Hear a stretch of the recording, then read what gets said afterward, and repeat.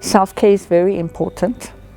Have somebody maybe that you can share with, that you can offload to, be it somebody from SADAG, be it if you go to church, maybe somebody in your church, but have somebody that understands what you're doing and that you can offload and share with. That's very important. What we found is essential is that we have a group where we meet once a month, and all our support group members, support group leaders come together, and we just debrief. And in that session, you can bring your own issues to the group, because that also affects how you run your group. And a large part of it is also just pre-planning to ensure that you are not as overloaded with the demands of the group, but definitely caregiver burnout is a real thing, and you need to take time for self-care, time to ground yourself, to know what are your feelings, especially before going into a group. How are you feeling today, and how is those feelings going to affect the group? And when you're done, how did you feel during the group? I think understanding your own emotion and having that deeper understanding of where you are and how you are grounded definitely helps. And it really helps when you need to determine whether enough is enough and whether you are burnt out. It's very important to have self-care. I have an overwhelming work outside the support group, and what I do usually, I have a meditation app that I do every night. That is very important for me. After all is said and done, I need to just take care of myself. But I also have the adult coloring book. A lot of people say it is childish, but for me it works wonders.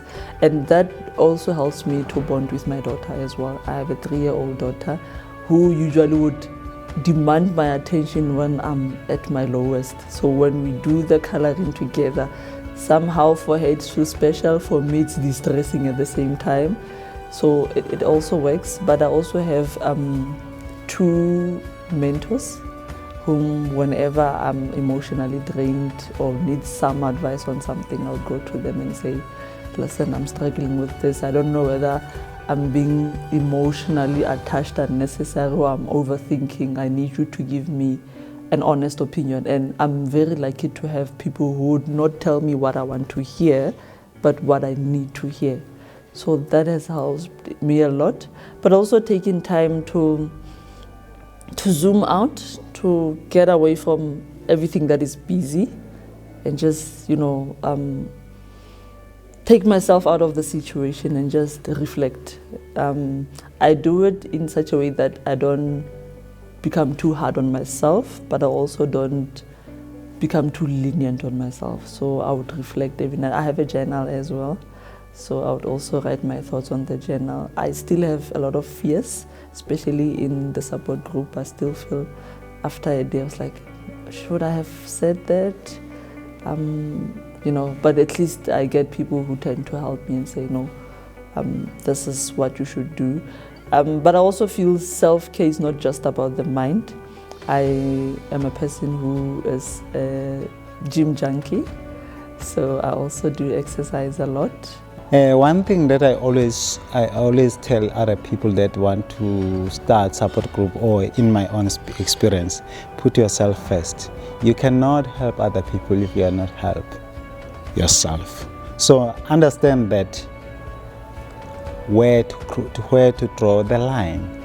So you are in the support group to help yourself and help others, but unfortunately there are things that you cannot do for other people. They have to do themselves. It's the same book, you get the same information to SADAG, you read, you chill together, you share, but it's up to the individual to take the responsibility for their lives.